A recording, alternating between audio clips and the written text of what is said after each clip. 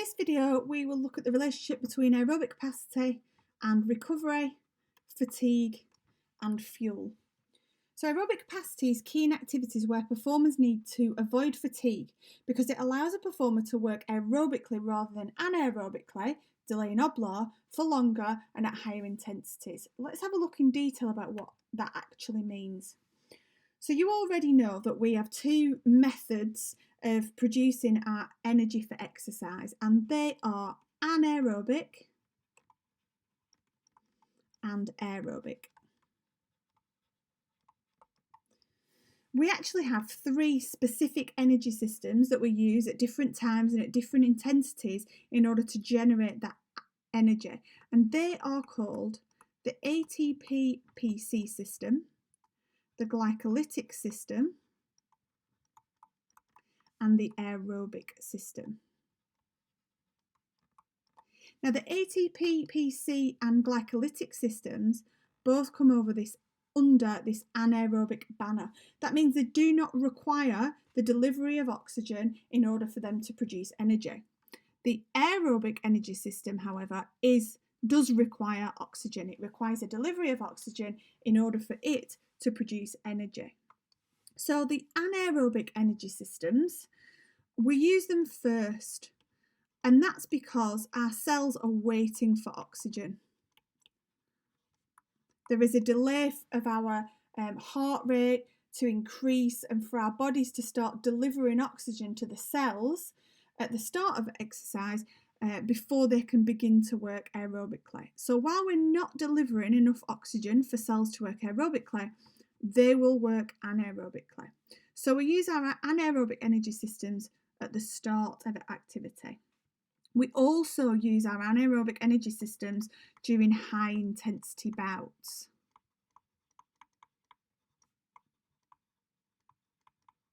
And that's because they produce energy really quickly. And when we're doing a high intensity activity such as a jump or a throw or a sprint, we need energy that's being produced really, really quickly. So we use our anaerobic energy systems for that rather than our aerobic energy system.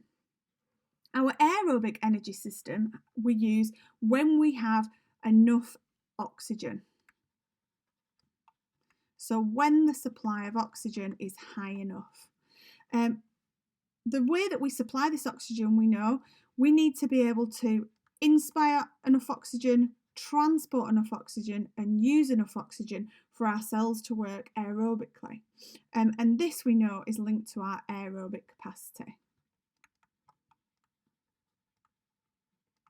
Our ability to inspire, transport and utilise oxygen. The bad thing about specifically the glycolytic energy system is that it produces lactic acid. Lactic acid is a fatiguing byproduct.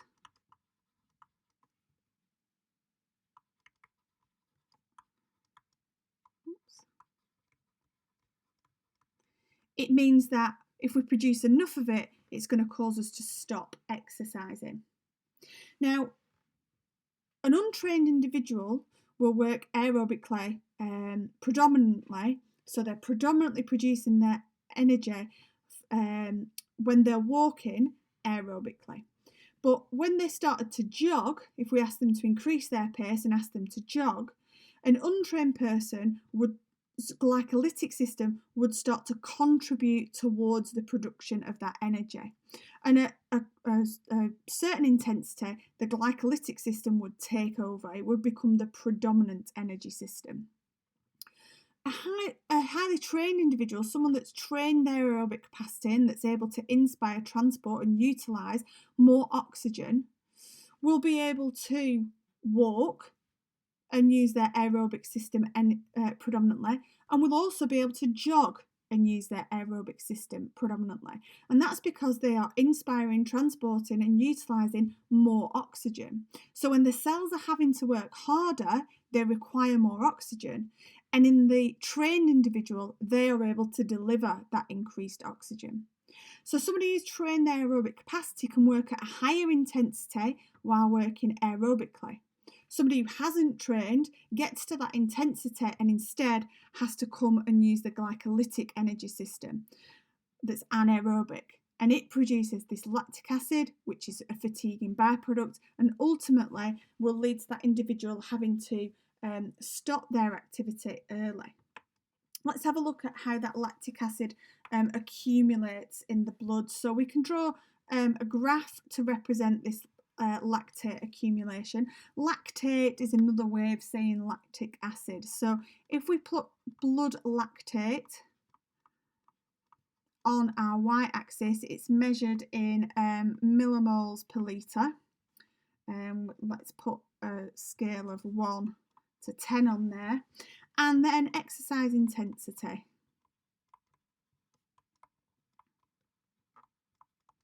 Going from 0 exercise intensity to 100%, okay?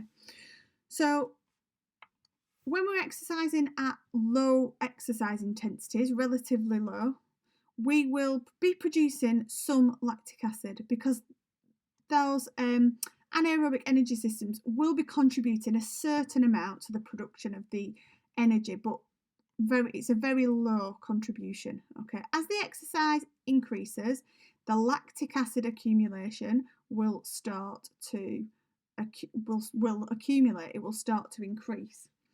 It will then, at a certain point, take a steep upturn. Okay, and this is OBLAR, the onset of blood lactate accumulation, and it's at the intensity, at a specific intensity, that causes that to happen. Now, for a less fit individual, they would accumulate at really low intensities a similar amount of lactic acid. It would start to creep up a little bit at lower intensity, and they would see OBLAR at a much lower exercise intensity. Now, OBLAR means that we're producing a large amount of lactic acid. Our blood lactate levels are increasing, and it's going to, at some point soon after OBLAR, result in as having to stop exercise. So this individual might be able to continue to perform, and they might need to stop exercise at this intensity, whereas this more trained individual in green would be able to continue after OBLAR, and perhaps they need to stop exercising at this intensity. So the fact that our more highly trained aerobic athlete is able to inspire, transport and utilise more oxygen means that they can delay OBLAR. OBLAR occurs at a higher intensity of exercise, and that's because they're delaying the use of this glycolytic energy system and therefore delaying the production of lactic acid. Next, let's look at recovery. Aerobic capacity is key in activities that have periods for recovery after anaerobic bursts, because a high aerobic capacity allows players to recover more quickly after these bouts. Again, we have our anaerobic energy system, which consists of our ATP PC system and our glycolytic system. The glycolytic system specifically producing lactic acid. So when we work hard enough, high intensity bouts, to be using our glycolytic energy system, we are accumulating, producing lactic acid. Let's see that on the graph again. Blood lactate in millimoles per litre. And this time, let's have a look at time. So this is going to be a quarter in a netball game. So we're using our glycolytic energy system when we're doing our high intensity bouts. So for example, that might be a wing attack who has to drive off the centre line ready to receive the centre pass. Her team's got the ball. She's using the glycolytic energy system. She's working at high intensity. She's sprinting. She's producing and accumulating lactic acid. Her goal attack maybe gets the ball though, and her team carry the ball down the court, during which point she is able to recover. She's just walking back slowly to the centre line. Now it's the opponent's centre because her team scored, and now she's got to make sure she's marking the opposition wing attack to make sure that wing attack doesn't get the ball. She's having to mark and press really hard, and it's a high intensity work. She's using the glycolytic energy system and she's accumulating lactic acid. Let's say their goal attack gets it, and maybe she's resting now on the edge of the circle until their team score, and we're back to centre. And the graph is going to look like this, coming up and down in terms of lactic acid until we get to quarter time, when lactic acid levels will drop again due to that extended recovery period.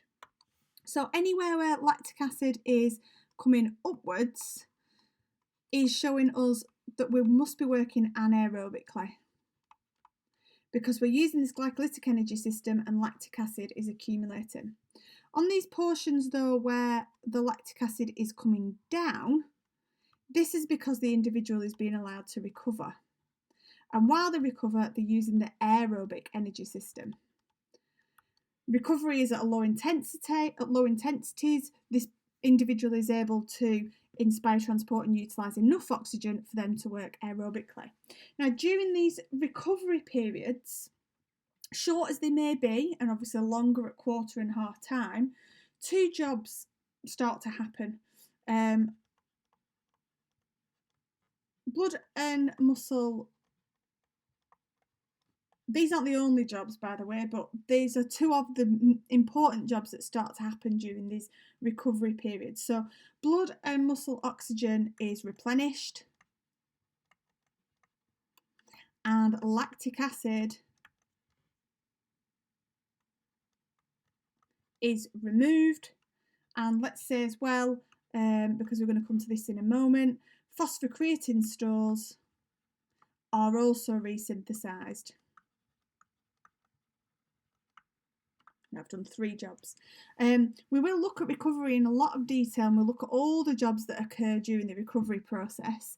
But really importantly, blood and muscle oxygen is replenished, lactic acid is removed, and phosphocreatine stores are resynthesized.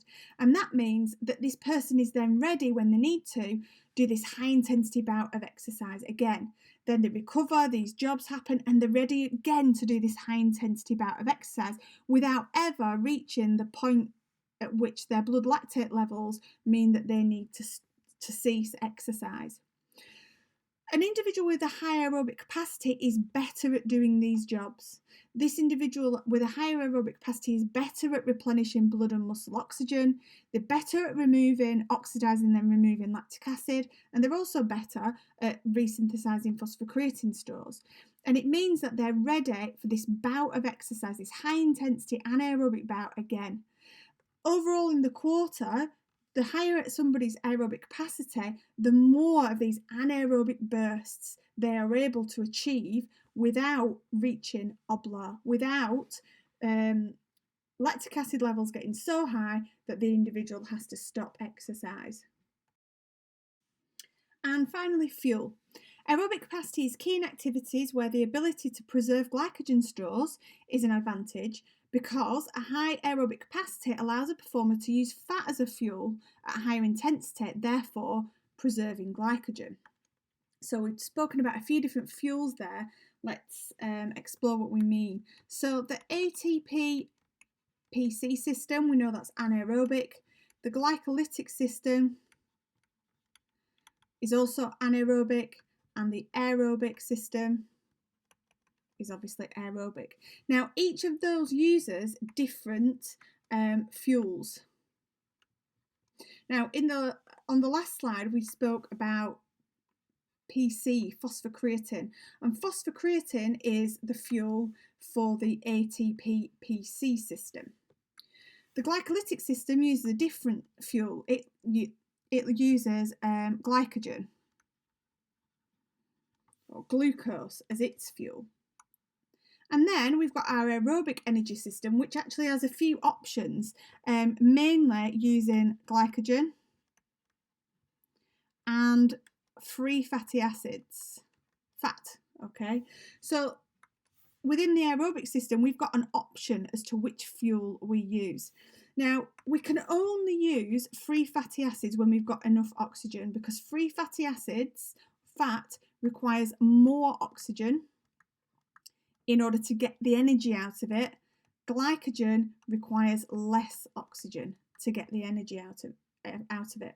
So when we're working at really low intensities, let's say when you're sat here watching this video and taking notes, you'll be using your aerobic energy system because it's really low intensity, and you can definitely inspire, transport and utilise enough oxygen to do that aerobically. And fat will be your main source of fuel, because you're able at this really low intensity of activity to deliver enough oxygen to allow you to extract the energy from fats. Now, if I asked you to get up and start jogging on the spot, slowly maybe, but jogging for a few minutes, perhaps you wouldn't be able to deliver enough oxygen to make free fatty acids the main source of fuel, and you would trip over into using glycogen instead. Now, that's not a horrendous thing in itself, but what it does mean is that we start to use glycogen up. Now, we can see that glycogen is a fuel source for the aerobic energy system, but it's also the fuel source of this glycolytic energy system. And the glycolytic energy system is really important when we want to work, as we know, at really high intensity bouts. But the only way we can use the glycolytic energy system to produce energy really quickly, to allow us to jump, to allow us to sprint, to allow us to throw, is if we've got that glycogen fuel available. Now, if we're unfit and we are, let's say, a hockey player, and for much of the game it's low intensity, because hockey is an intermittent activity, periods of low intensity work and high intensity work. But because we're not really very good at inspiring, transporting and utilising oxygen, even during the lower intensity parts of the hockey game, when we're just maybe jogging back, we might be using glycogen as our fuel source in the aerobic energy system. And that means that toward particularly later in the game, when maybe our glycogen stores are depleted, we try to sprint back using our glycolytic energy system to mark somebody, and our glycogen stores are all gone, or they're very, very low, and they don't allow us to produce a high amount of energy using this glycolytic energy system. We're out.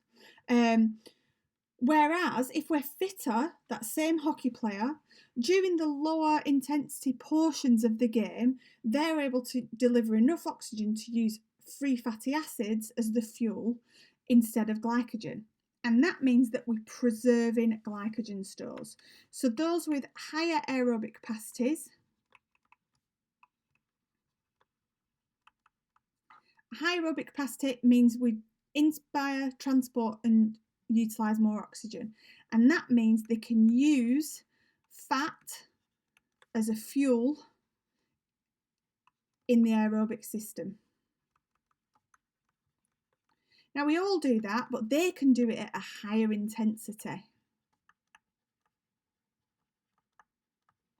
So where for a jog, a less fit person would need to start to use glycogen as the fuel source in the aerobic system, this person with the high aerobic capacity can still continue to use free fatty acids as the fuel in the aerobic system.